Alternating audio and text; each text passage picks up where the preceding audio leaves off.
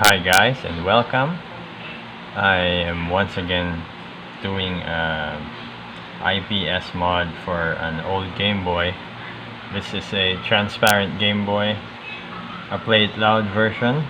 For this one I'll be using a kit that I bought directly from Aliexpress.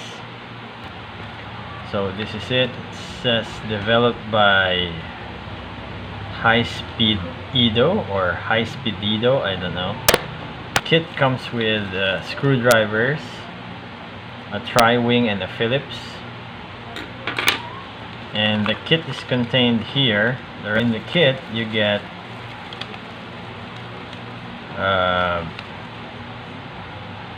the LCD controller board, which is this one. It replaces the entire front PCB of the Game Boy.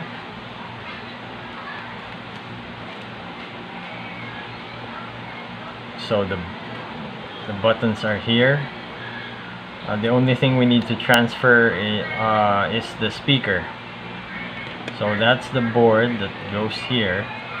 Now inside this pack we have some double-sided tape. We have a ribbon cable for the controller board, another ribbon cable that connects to the back half or to the main board of the Game Boy, and we have of course an IPS screen that replaces the reflective LCD on the original Game Boy.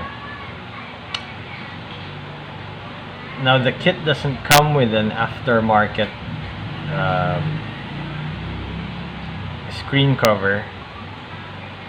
However, this already has a glass screen cover that I purchased a few years ago, already installed on here, and it even has a screen protector on it. Now I bought this from Aliexpress sometime late 2019, so this was before the pandemic, and this kit actually arrived a few months ago, around November I think of last year. So I'll be installing this in a bit. So some preparations before you can do this. Of course you have to disassemble your Game Boy, and you have to have the case prepared. So the standoffs at the upper part have been cut flush to the screen or to the case, and the first of the 3 fins that are up here have been cut away as well. Hopefully you can see that. Now the instructions say that these standoffs should also be removed, but I left them on since I figured the board actually has screw holes that go directly over those standoffs, and probably we could fasten the board with more screws than the instruction says, because in the instructions you can only mount 6 screws instead of was it 6 screws? Yeah, I think it was just 6 screws, but we'll see later. Yeah, at the contrast wheel there's a protruding piece of plastic here. Protruding piece of plastic that you also need to trim flush to the case. So I just left the main board on the back on the Game Boy, and we'll set this aside and we will use this later.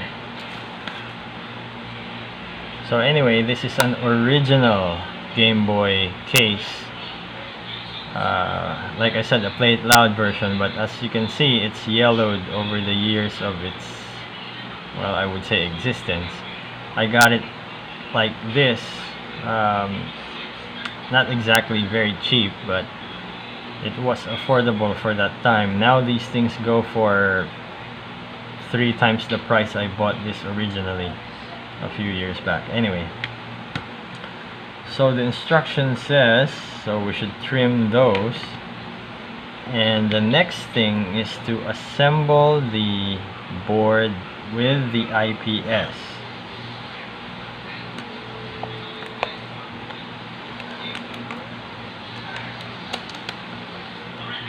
So this is the IPS screen and the controller board for the IPS screen, and the ribbon cable that connects the front board to the motherboard. So we'll put that aside for now. So the idea is this ribbon cable connects to this board, and this board sits somewhere here like that, and this ribbon cable, okay, and so essentially it will be assembled like so, and ideally that ribbon cable should align with the notch on the front PCB,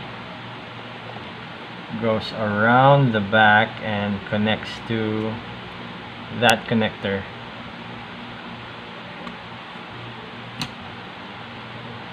So online instructions say that we should first mount the LCD to the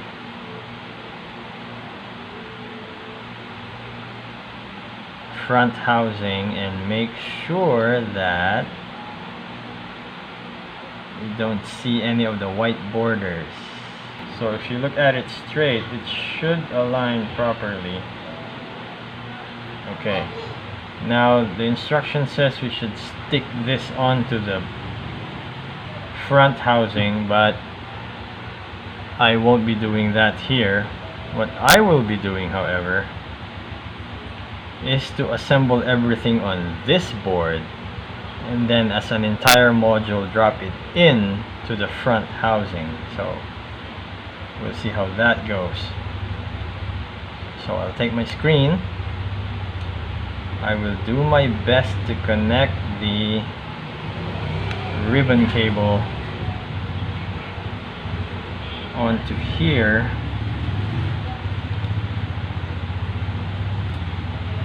So this ribbon cable should flip over. I guess we should connect it this way first.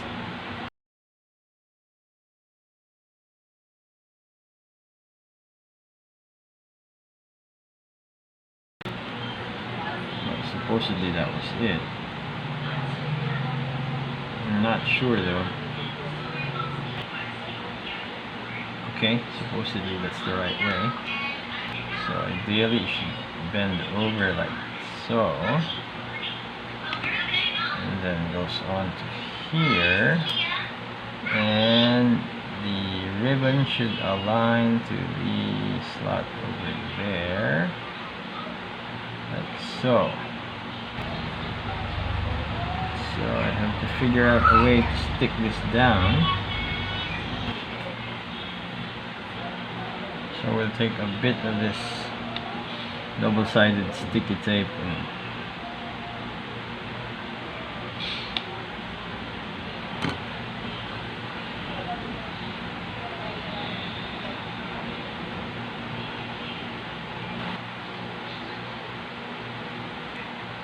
alright. So we'll see if that aligns onto the, yes. So the alignment is better. So if you notice, the LCD has these, or the IPS screen has these tabs on here that you can bend up.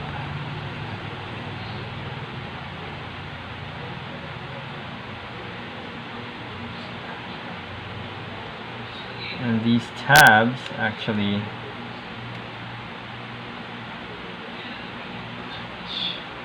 helps with the alignment of the screen.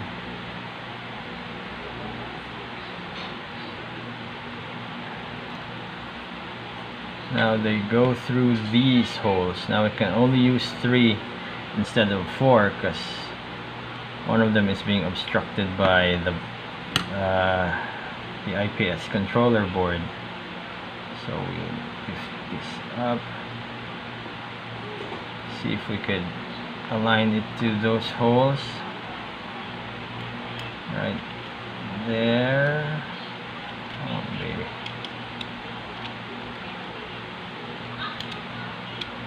There we go. Now that helps a little with the alignment.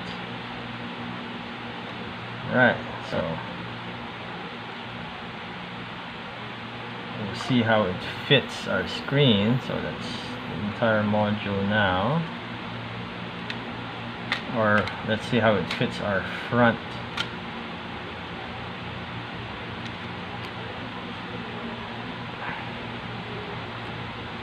Okay, that's not so bad.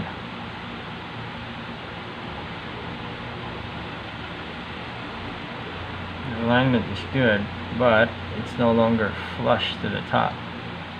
So we'll see if that really matters.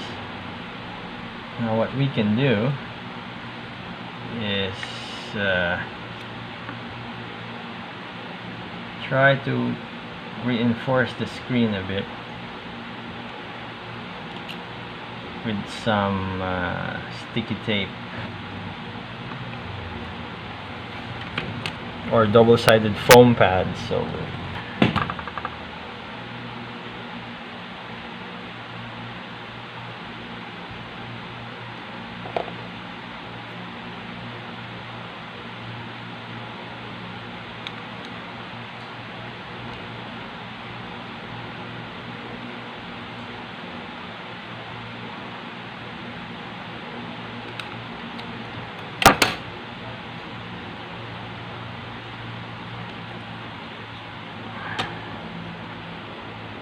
I can use some here.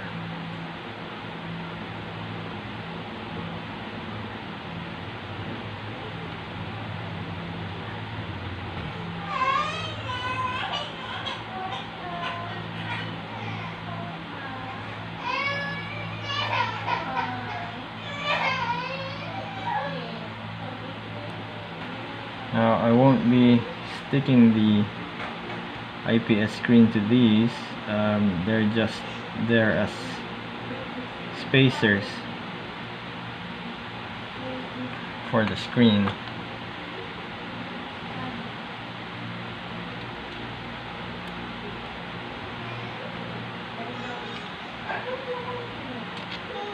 There we go. Great, that's the wrong side. Should have put this one here. See if we can peel it off.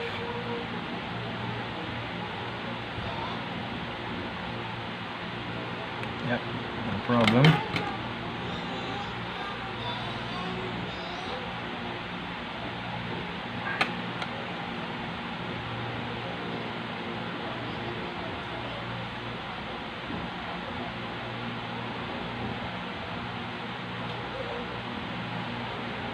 There we go.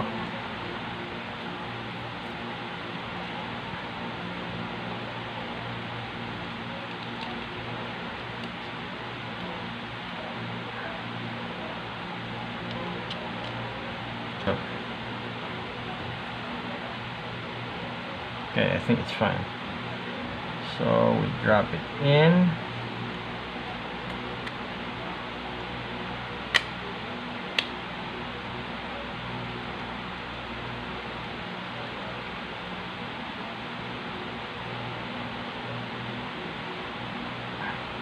So ideally you only put screws here on the bottom side, because the screw hole, the pegs here that go through these holes, they're a bit short, but I have a solution for that, so stay tuned. For now, this is just for testing, so we will put on some screws if I can remember where to put them. Oh, and before that I have to connect the ribbon cable. So let's see if we can do this.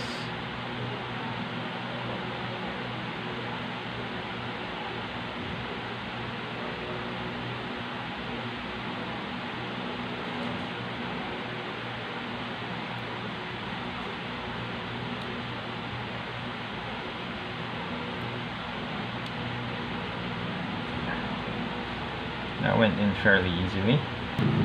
Alright, so for testing purposes, we'll put in a few screws. Alright, and we will be connecting the ribbon cable.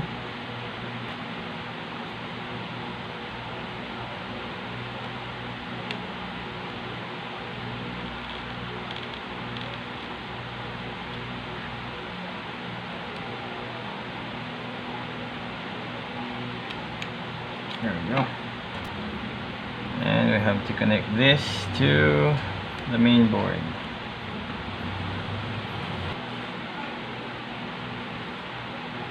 So we have to close the two halves together somehow. Right. So there's our contrast wheel. That's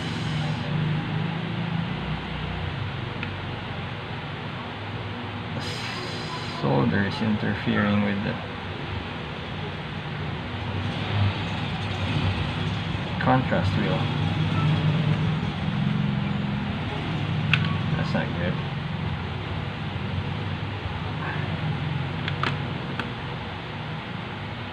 Let's see if we can trim a bit of this protruding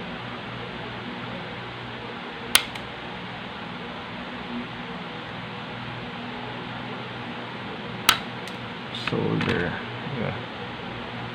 Wonder where those went. Alright. So let's see if we can close it now. Okay, it's fine. Okay, that rotates. We're good.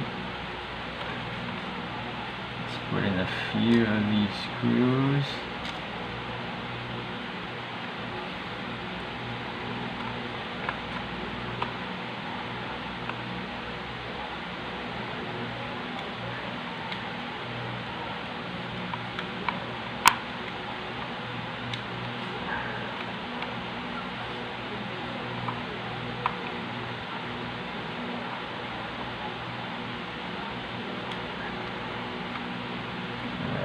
So that holds the top part. Okay, contrast wheel is good. Now some batteries. Alright, so we got some batteries in. So let's see if this thing turns on. And it doesn't.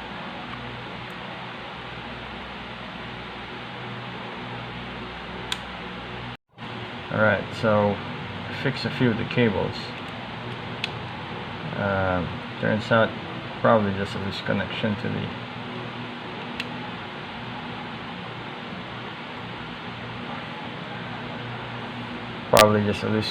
to the ribbon cables, and now it's working fine. Now as for the alignment, as you can see, it's aligned quite well. So what I can do now is to probably permanently, oh, by the way, this has a few modes. So the wheel now is a rotary encoder where brightness, you press it and the color palette changes. So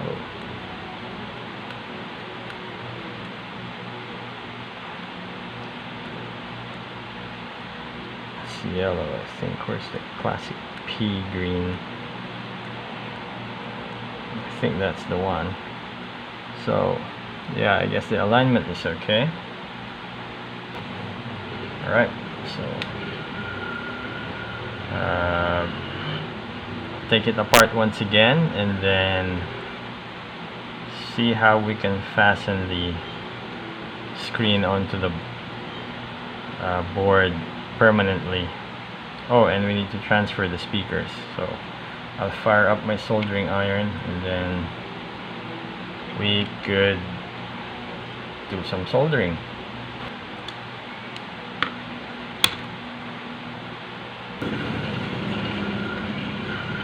Right, so we'll remove the speakers.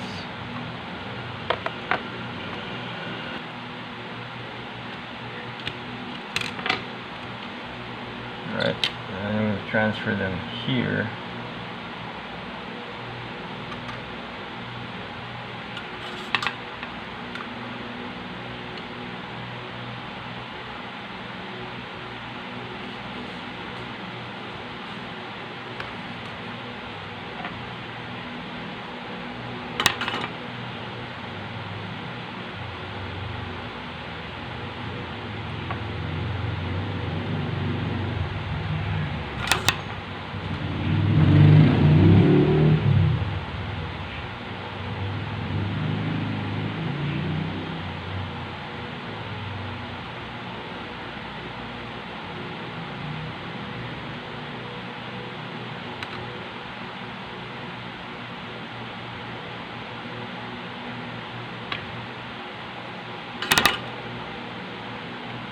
Right, that went well.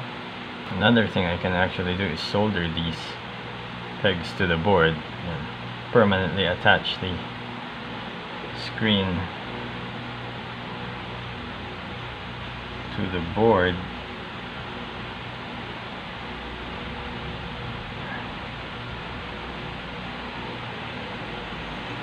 I guess we could do that.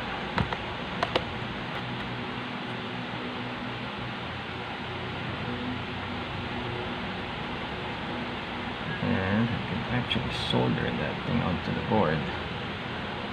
So, something that you're probably not supposed to do, but I'm gonna do it. So, anything bad happens, it's on me.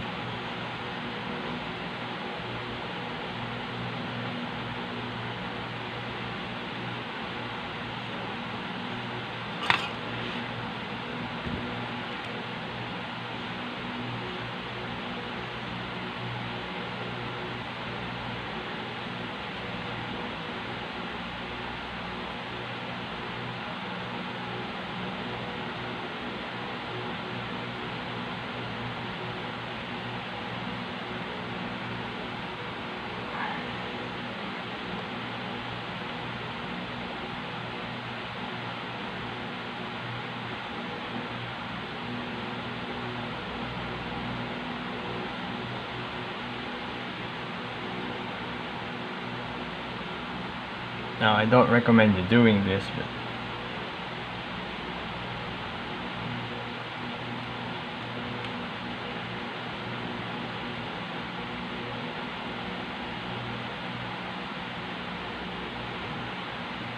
this will effectively prevent replacing of the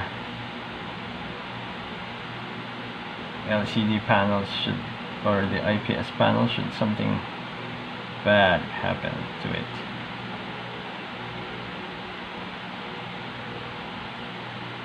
So there it is, permanently attached. So clean the flux a bit. Can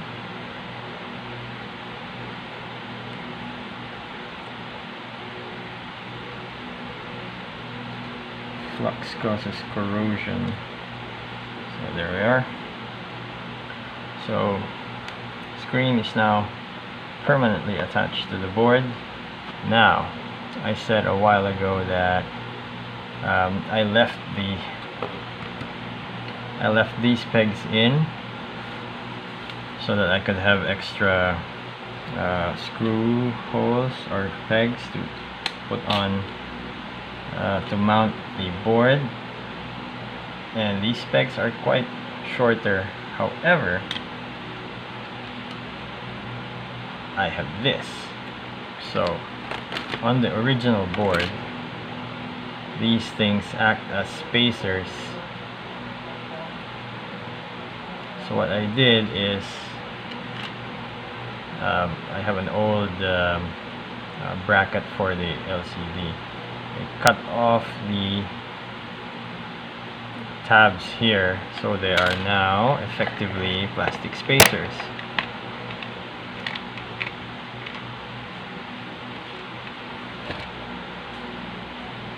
There you go. So put them here.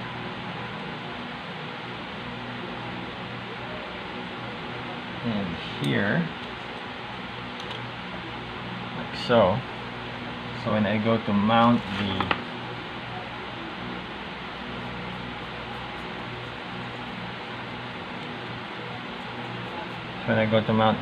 the board, I can put extra screws in.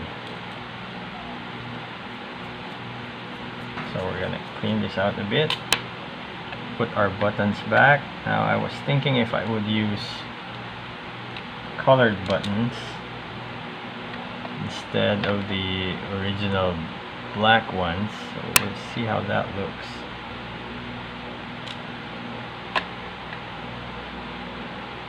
So put the buttons in, membranes in,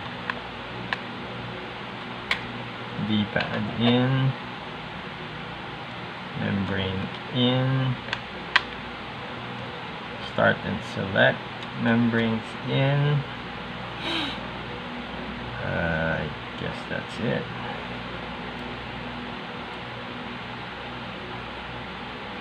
So mount the board, position the speakers first.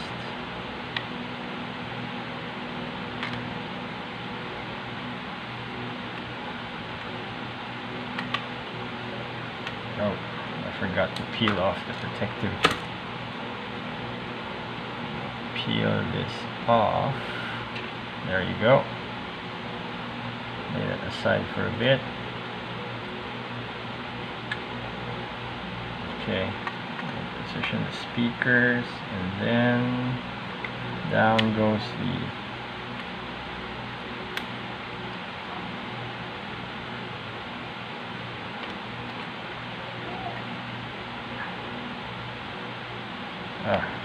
and the other spacer came off.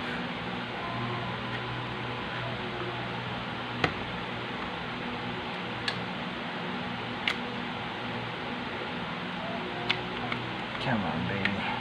Alright. The other spacer came off. So we're gonna put it back in. Hopefully it didn't scratch the screen.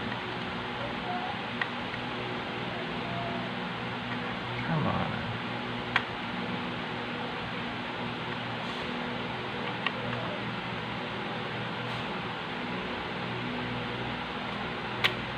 There we go. So if you can see there, the spacer causes the screw pegs to sit flush. Now we have extra. Let me test the buttons first. Okay. Now we have extra screw pegs or screws to be able to hold the board down. So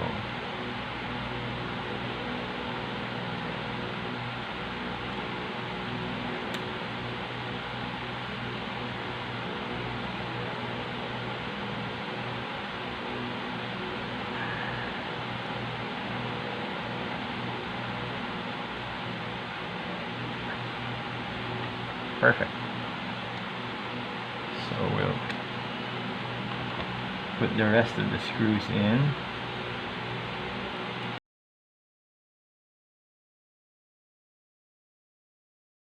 There we go.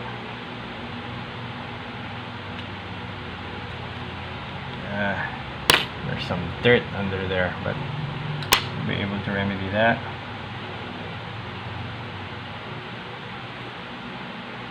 Right, so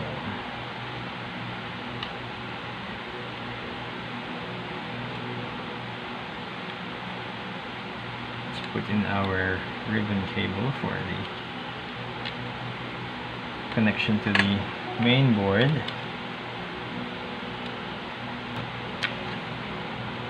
There we go. So it's in.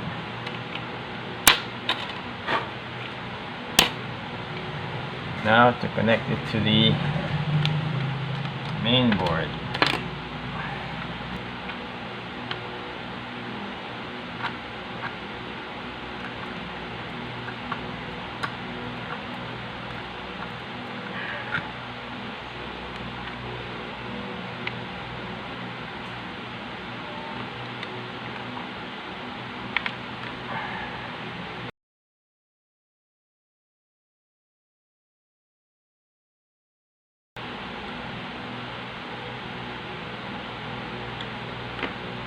Alright, so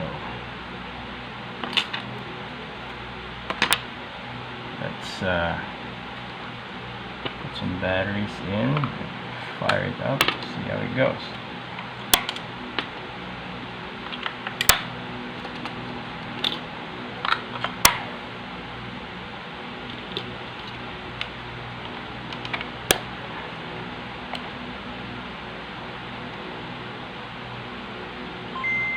There you have it.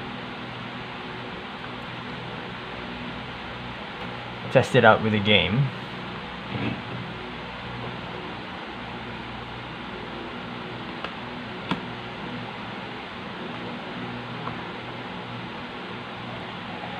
Now this is a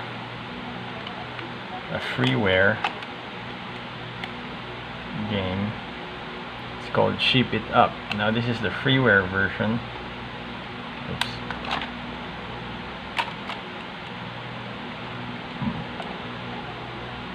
There we go. Now this is the freeware version of Ship It Up. So let's see. Now this is a fun game actually. The full version I'm not sure if the full version can be purchased, or I think it can be purchased as a cartridge. In any case, this is the demo version because it lacks the clouds, and you can't use the D-pad to control the sheep, just the letter B.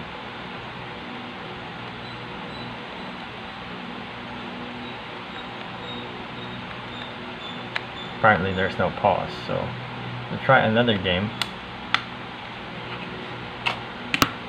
Oh, by the way, I made those cartridges myself. So this is Guns and Riders. This is also the demo version. The demo version of Guns and Riders that apparently doesn't want to be read by this Game Boy.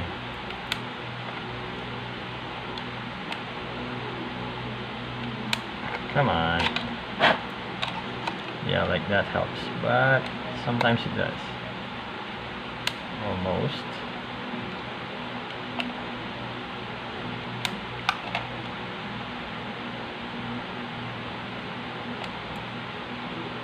There we go. So this is Guns and Riders.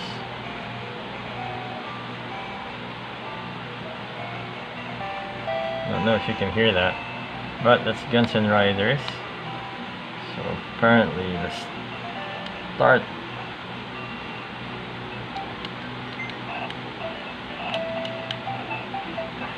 okay, so the D-pads work just fine.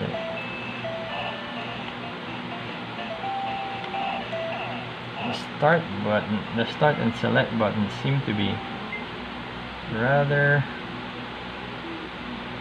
non-functional. Right, so time to use this with an original cartridge, so I'll be right back. So this is an original Mega Man 1 cartridge, and I just want to read it. Come on.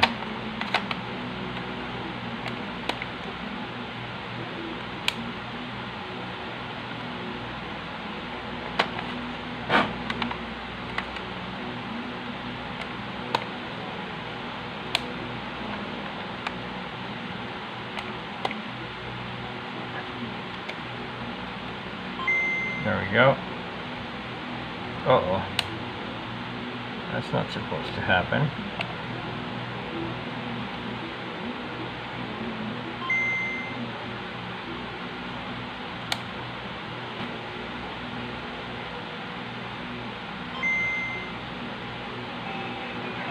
Alright, okay.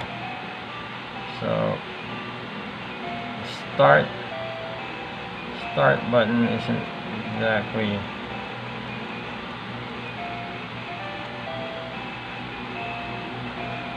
working properly. You have to press it hard in order to get it to start.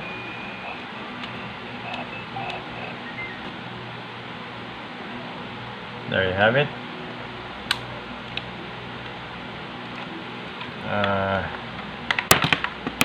Probably need to replace the power circuit of this thing, but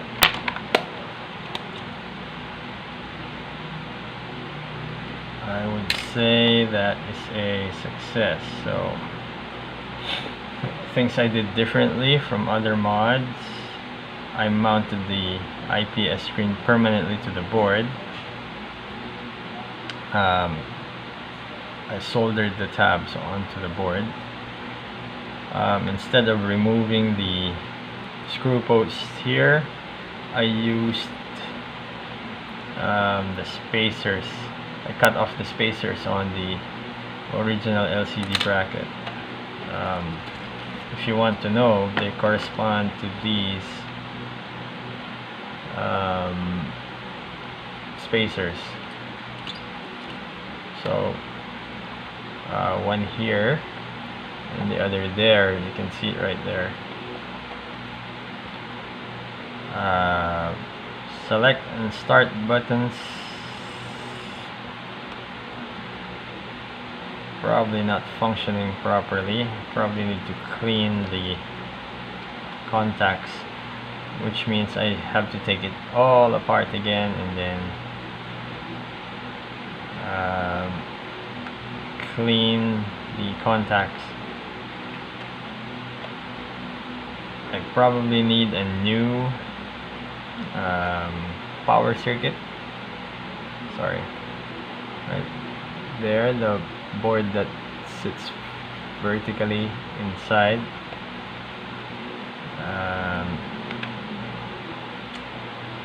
And I need to fix the sticking rotary encoder for the brightness and the color palettes.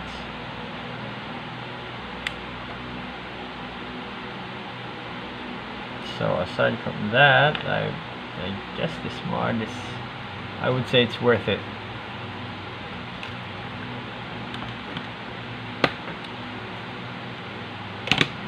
Like I said, this is the second one I did.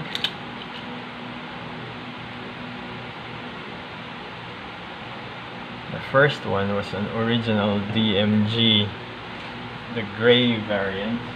So for this, I would say the mod is complete, but a fix needs to be made for the power circuit of this unit.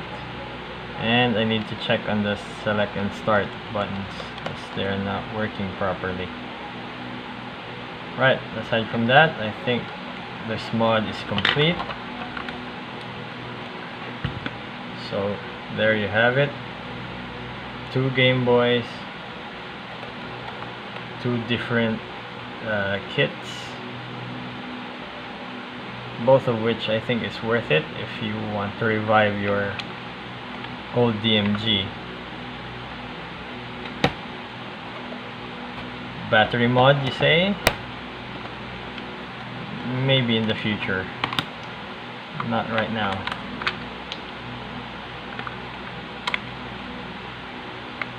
So,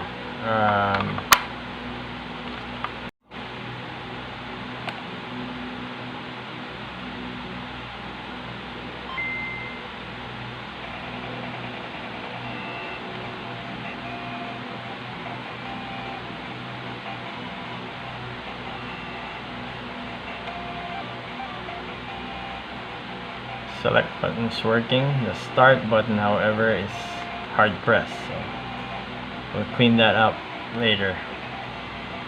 So D-pad is working fine. B and A working just fine.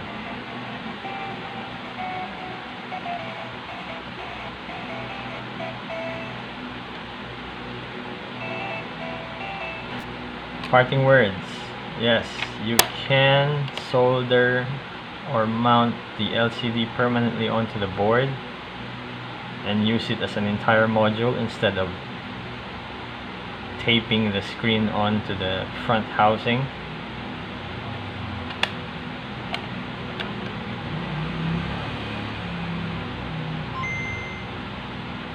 I also noticed that the sound of this thing is a lot weaker than this one.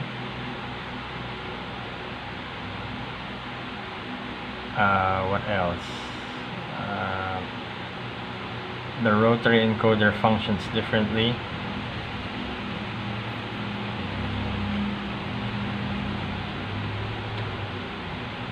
This one has more color palettes than this thing.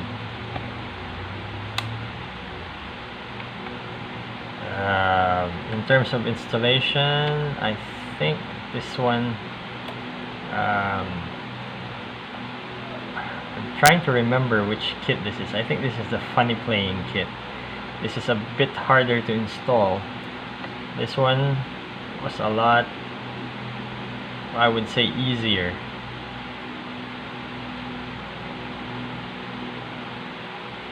And with the added option of being able to permanently mount the IPS screen onto the board, that's a plus. So it's easy to disassemble and clean. No taping, no double-sided sticky tape, aside of course from the controller board of the IPS screen. And I did use some spacers for the IPS screen alignment.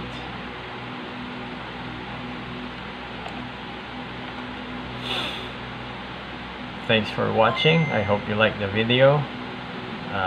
Subscribe if you haven't yet. Leave a comment if you want to share something with me, maybe a fix on the power circuit. Share this video if you think it will help someone else, and as always, enjoy.